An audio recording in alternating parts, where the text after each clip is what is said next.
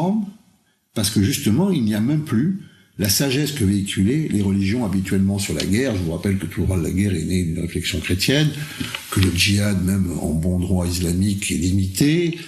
Nous sommes rentrés dans l'illimitation de l'affirmation identitaire, absolutisation. Et c'est là où, effectivement, il y a eu un emploi, une instrumentalisation du caractère religieux, parce que ça marche mieux que tout le reste. Surtout quand on a découpé cette religion, et qu'on l'a décontextualisée, qu'on l'a déshistoricisée, qu'on a annulé en elle tout ce qui n'était pas de l'ordre du commandement, de la loi, de l'absolu.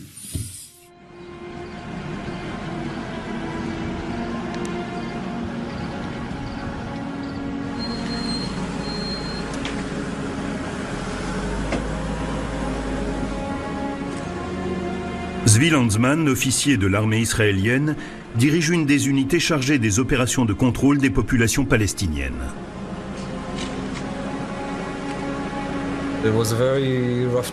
C'était une époque difficile. C'était pas la guerre, mais des opérations. On tirait tout le temps, c'était dangereux, il fallait tout le temps se méfier. On allait d'une maison à l'autre.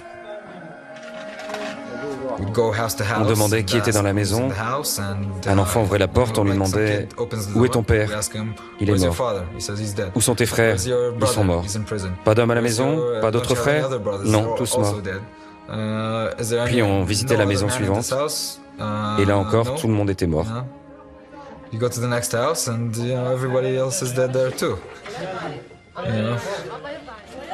Alors ça vous fait réfléchir.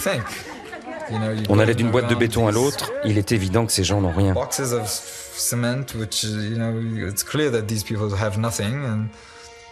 Beaucoup sont déjà morts, et on continue à les combattre.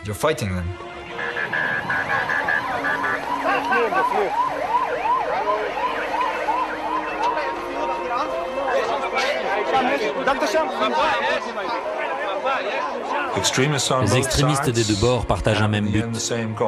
Continuer le conflit jusqu'à ce que l'un des deux triomphe. Cette recette fait que le Moyen-Orient continuera à l'avenir d'être l'épicentre du terrorisme international.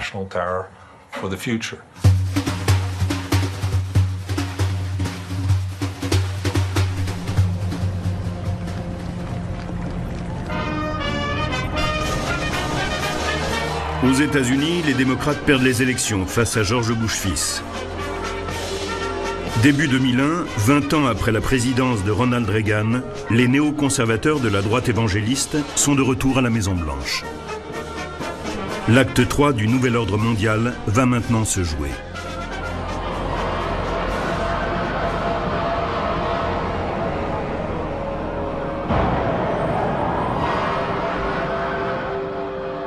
فها هي أمريكا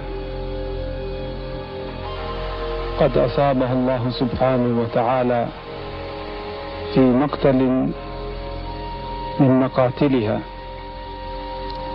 فدمر أعظم مبانيها فلله الحمد والمنة. وها هي أمريكا قد امتلأت رعبا من شمالها إلى جنوبها ومن شرقها إلى غربها، وما تذوقه أمريكا اليوم هو شيء يسير مما ذقناه منذ عشرات السنين. Que dit Ben Laden? Quel message envoie-t-il à Bush à ce moment-là? Il lui dit qui a gagné la guerre d'Afghanistan? Qui a défait le monde soviétique? Est-ce que c'est votre monde libéral, fondé sur l'argent, ou est-ce que c'est moi en tant qu'héritier d'une révélation divine? De quel prix vous êtes prêt à payer votre victoire? Est-ce que vous avez des kamikazes? Est-ce que vous êtes capable de frapper l'univers entier par une foudre descendue du ciel? Oui, on est en pleine représentation mythologique, c'est la bataille finale. 11 septembre 2001. 11 ans jour pour jour après le discours historique de George Bush père annonçant le nouvel ordre mondial, Ben Laden lance sa bataille finale. Une bataille qu'il prépare depuis la victoire du djihad afghan sur l'Union soviétique. En 1989, il fonde Al-Qaïda et élabore son concept de djihad planétaire. Son but, construire un grand califat de l'Arabie saoudite au Pakistan. Dès le début des années 90, Al-Qaïda conduit une série d'attentats de plus en plus meurtriers.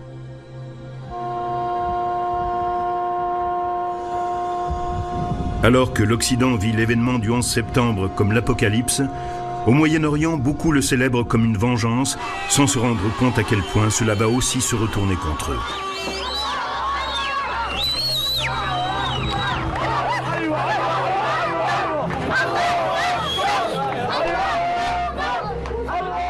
Au moins dans les discours, Arafat n'avait absolument pas compris dans quelle mesure l'opinion publique internationale allait mettre dans le même sac les terroristes qui ont attaqué les tours jumelles de New York et le Palestinien qui se fait sauter dans un autobus à Tel Aviv ou Jérusalem et le militant du Fatah qui prend une Kalachnikov pour tirer sur des colons ou des soldats.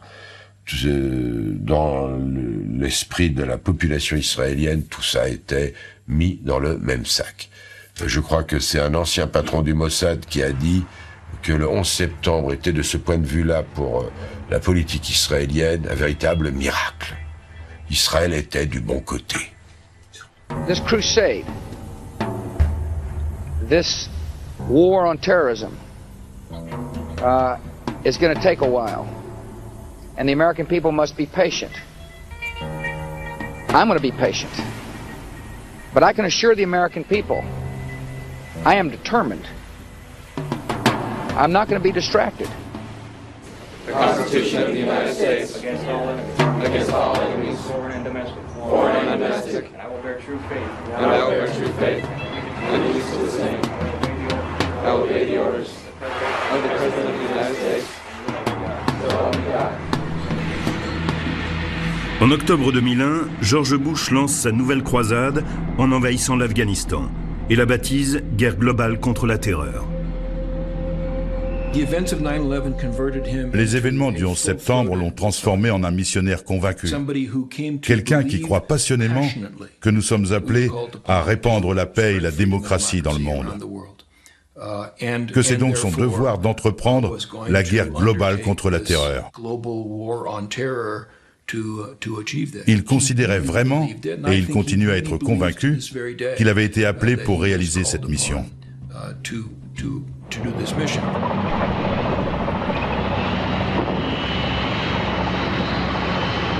But officiel de l'invasion, débarrasser le pays des talibans, anéantir Al-Qaïda et capturer Ben Laden, mort ou vif. Nous aurions pu détruire Al-Qaïda à ce moment-là. Mais au lieu de cela, l'Amérique a détourné son attention pour s'engager sur un autre champ de bataille, la Mésopotamie et l'Irak. Et on a laissé du répit à Al-Qaïda et aux talibans, qui en ont profité pour se reconstruire.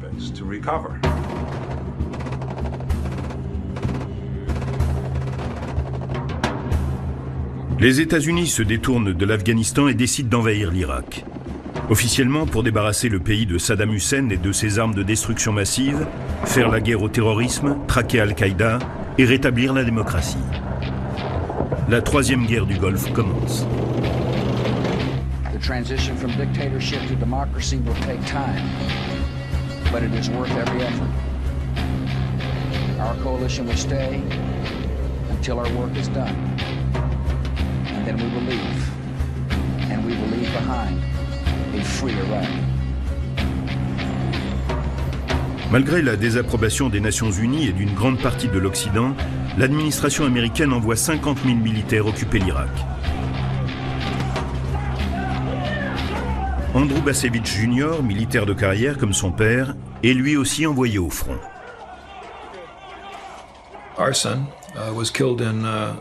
Notre fils a été appelé et il a été tué en Irak en 2007.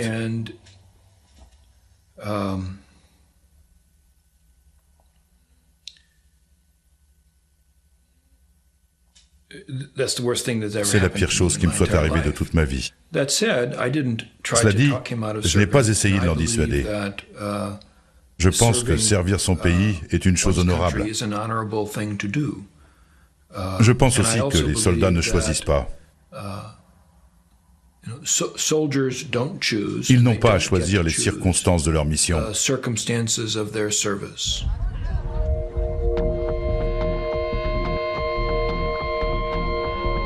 Mais après 2 ans de guerre, tout bascule.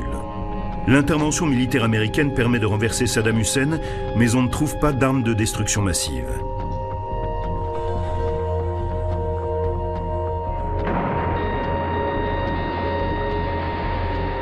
L'Amérique ne parvient pas à enrayer le terrorisme ni à éliminer Ben Laden.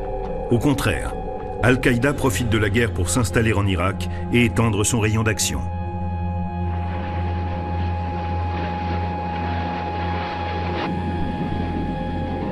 Au bout d'un certain temps, on s'est rendu compte à quel point tout cela était faux et stupide. Nous ne faisions aucun bien. Nous tentions seulement de survivre en faisant du mal aux autres.